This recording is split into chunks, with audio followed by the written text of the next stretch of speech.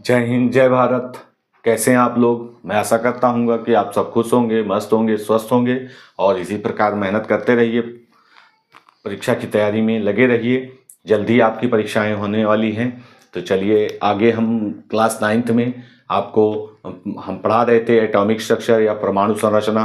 परमाणु संरचना चैप्टर में आपको हम आज बताएंगे नील्स बोहर का परमाणु मॉडल। आपको हमने रदरफोर्ड का परमाणु मॉडल बताया था, जिसकी कुछ कमियां थी। उन कमियों को दूर करने के लिए नील्स बोहर ने जो है रदरफोर्ड के परमाणु मॉडल की कमियों को दूर किया और उनकी कमियों के बारे में बताते हुए उन्होंने कुछ बिंदु बताए थे। वे सभी बिंदु हम बताएंगे। तो आप हेडिंग डाल लीजिए, नील्स बोहर का परमाणु मॉडल। नील्स बोहर का परमाणु मॉडल। नील्स बोहर का परमाणु मॉडल। देखिए इस मॉडल के क्या पॉइंट थे। तो रदरफोर्ड के परमाणु मॉडल की जो कमियां थी, उन कमियों को दूर करते हुए नील्स बोहर ने कुछ निम्न बिंदु बताए हैं। वो बिंदु, फर्स्ट पॉइंट हम बताएंगे। उन्होंने बताया,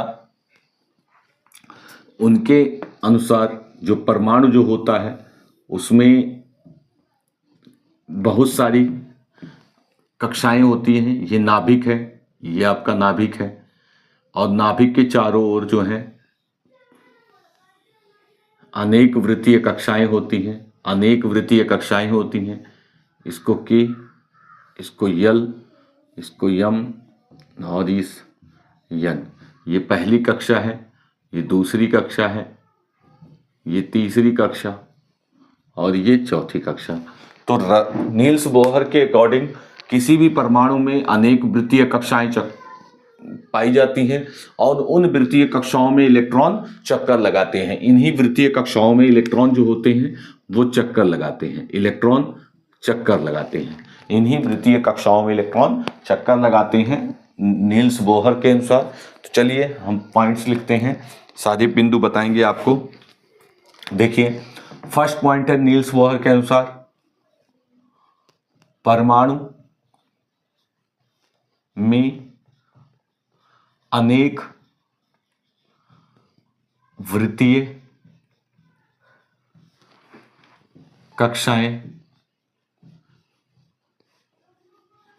संभव है।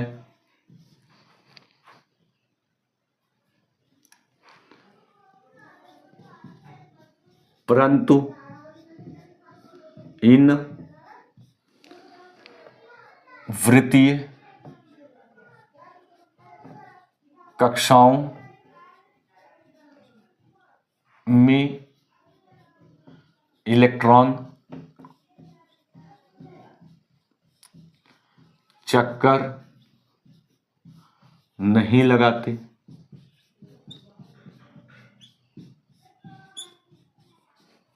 इलेक्ट्रॉन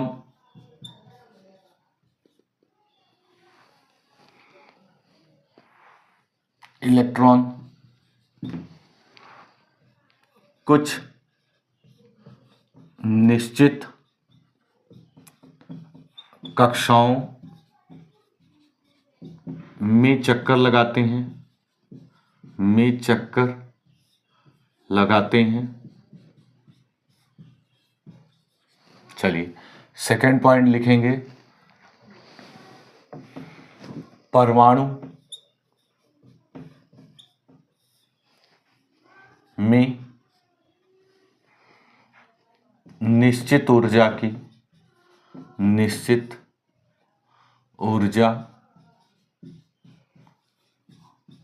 की कक्षाएं पाई जाती हैं, जिसमें इलेक्ट्रॉन उपस्थित होते हैं।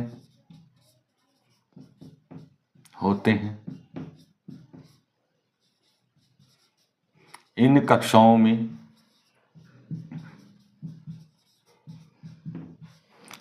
में में इलेक्ट्रॉनों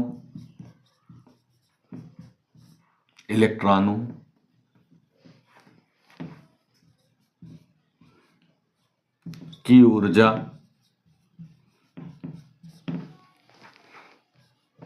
समान व स्थिर होती है।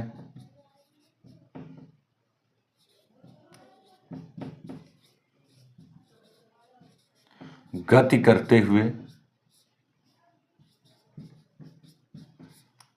करते हुए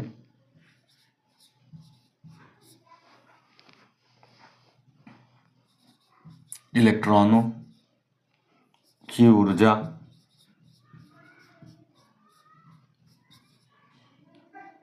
का ह्रास या ऊर्जा का व्यय उत्सर्जन नहीं होता है,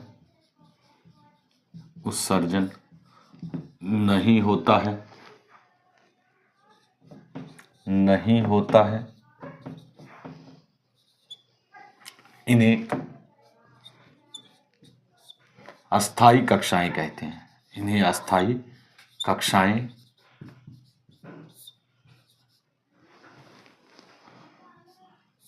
या अस्थायी कक्षाएं, या हम कह सकते हैं ब्रैकेट में अस्थायी कक्षाएं या कक्षक कहते हैं।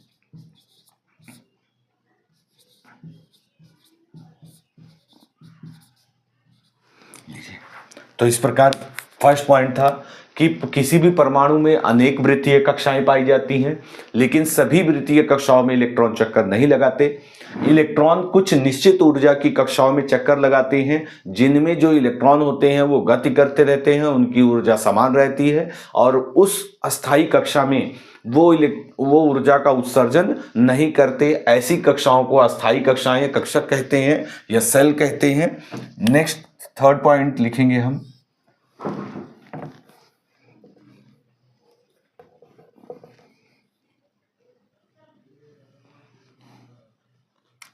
इलेक्ट्रॉन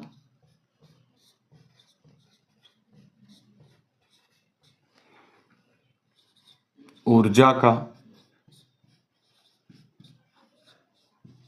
उत्सर्जन तभी करता है जब वह निम्नतम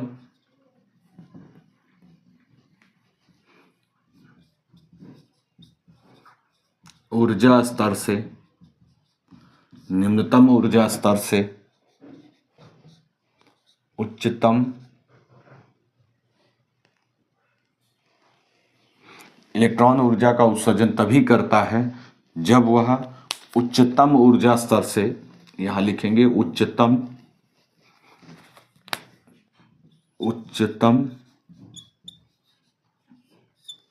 ऊर्जा स्तर से निम्नतम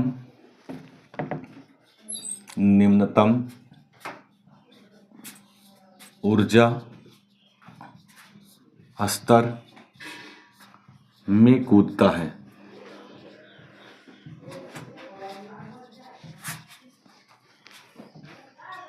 तथा ऊर्जा का अवशोषण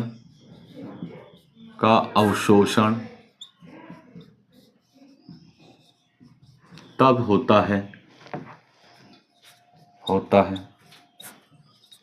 जब इलेक्ट्रॉन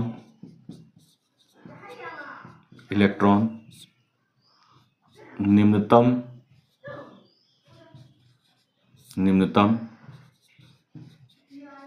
ऊर्जा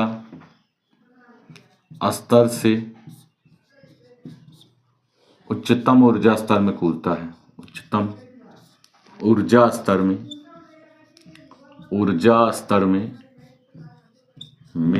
कूदता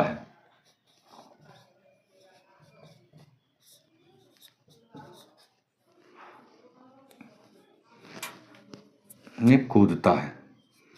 तो परमाणु में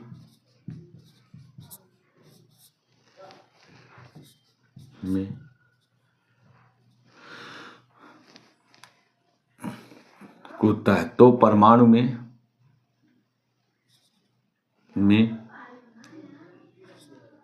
ऊष्मा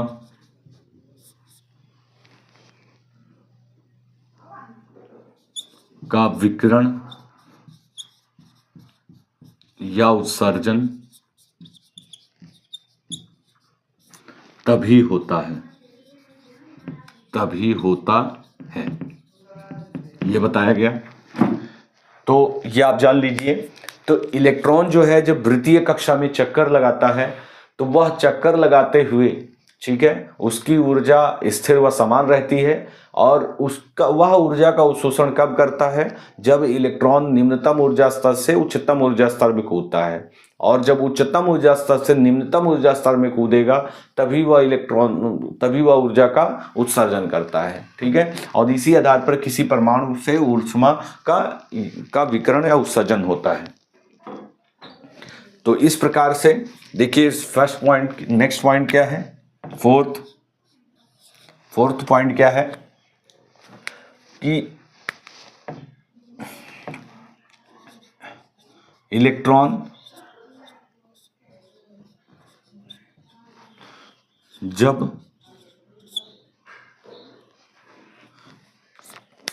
इलेक्ट्रॉन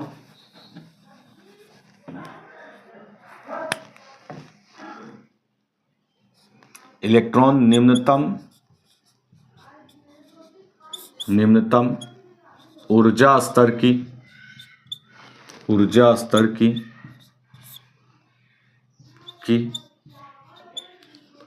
अस्थायी कक्षा में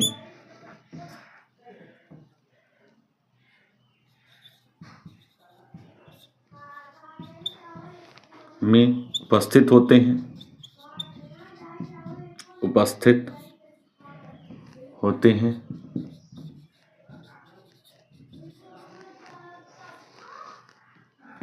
इलेक्ट्रॉन निम्नतम ऊर्जा की अस्थायी कक्षा में उपस्थित होते हैं तथा इन्हें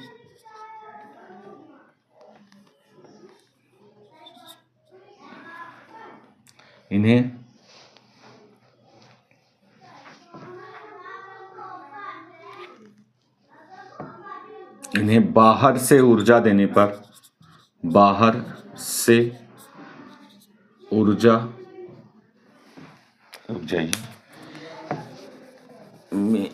निम्नतम ऊर्जा की अस्थायी कक्षा में उपस्थित होते हैं। इसे मूल अवस्था कहते हैं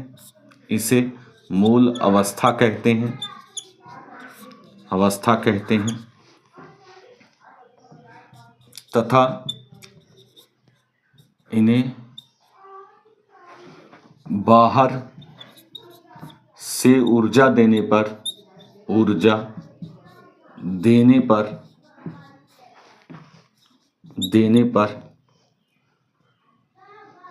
ये उच्च ऊर्जा स्तर वाली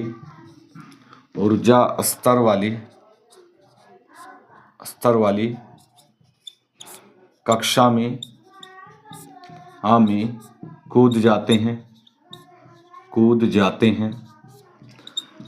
कूद जाते हैं। तो इसे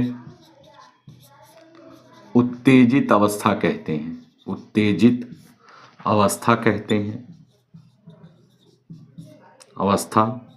हैं। ठीक है। तो इलेक्ट्रॉन निम्नतम ऊर्जा की अस्थायी कक्षा में उपस्थित होते हैं और इसे मूल अवस्था कहते हैं तथा इन्हें बाहर से ऊर्जा देने पर या उच्चतम ऊर्जा स्तर वाली कक्षा में कूद जाते हैं तो इसे उत्तेजित अवस्था कहते हैं। ठीक है। तो इस प्रकार से हमें पता चला कि इलेक्ट्रॉन कब ऊर्जा का उत्सर्जन या अवशोषण करता है। ठीक है। वो एक विशेष स्थिति होती है।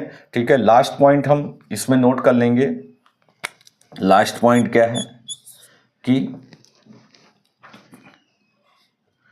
हम फर्स्ट कहेंगे, लास्ट पॉइंट में हम कहेंगे कि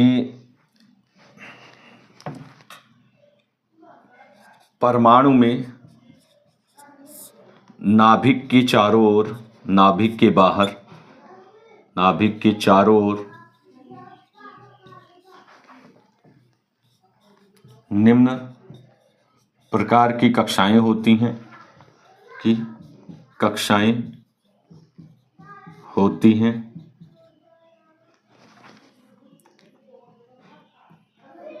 होती हैं। आप लिख सकते हैं n इक्वल टू 1 2 3 4 5। इस प्रकार से हम कक्षाओं को व्यक्त कर सकते हैं। ठीक है। सेकंड हम लिख सकते हैं कि यल यम यन। तो इस प्रकार से जितनी भी ये कक्षाएं थी इनको के यल यम यन इस प्रकार से कक्षाओं को का नाम दिया गया और जो है 1 2 3 4 5 संख्या से प्रदर्शित किया गया। तो इस प्रकार परमाणु के नाभिक की चारों ओर निम्न प्रकार की कक्षाएं होती हैं। या तो हम उन्हें 1 2 3 4 5 से व्यक्त कर सकते हैं संख्या द्वारा, या हम उसे के यल यम यन आदि के द्वारा व्यक्त कर सकते हैं। तो इस प्रकार से ये रदरफोर्ड का परमाणु मॉडल था। ठीक है। तो ये हमने नील्स बोहर का परमाणु मॉडल था और इस नील्स बोहर के परमाणु मॉडल में हमने इस चर्चा के द्वारा आपको बताया कि अनेक वृत्तीय कक्षाएं होती हैं और इन वृत्तीय कक्षाओं में अस्थायी कक्षाएं होती हैं और अस्थायी कक्षाओं में ही इलेक्ट्रॉन चक्कर लगाते हैं और जितनी भी शेष कक्षाएं होती हैं उनमें इलेक्ट्रॉन चक्कर नहीं लगाते हैं। और इलेक्ट्रॉन जो होता है ऊर्जा का उत्सर्जन या अवशोषण कुछ विशेष परिस्थितियों में करता है। ठीक है। प्रारंभ में वह निम्नतम ऊर्जा की अस्थायी कक्षा में पाया जाता है जिसे उसकी मूल अवस्था कहते हैं, और बाहर से इलेक्ट्रॉन देने पर वह उच्च ऊर्जा स्तर में कूद जाता है जिसे उसकी उत्तेजित अवस्था कहते हैं। ठीक है। और वह निम्नतम ऊर्जा की कक्षा में चला जाने पर वह ऊर्जा का उत्सर्जन करता है। ठीक है। तो इस प्रकार से हमने आपको नील्स बोहर का परमाणु मॉडल बताया। ठीक है। आप स्क्रीनशॉट ले सकते हैं और 1 बार 2 बार इसे रिपीट करके आप नोट्स बना सकते हैं, ये अच्छे से याद कर सकते हैं। धन्यवाद।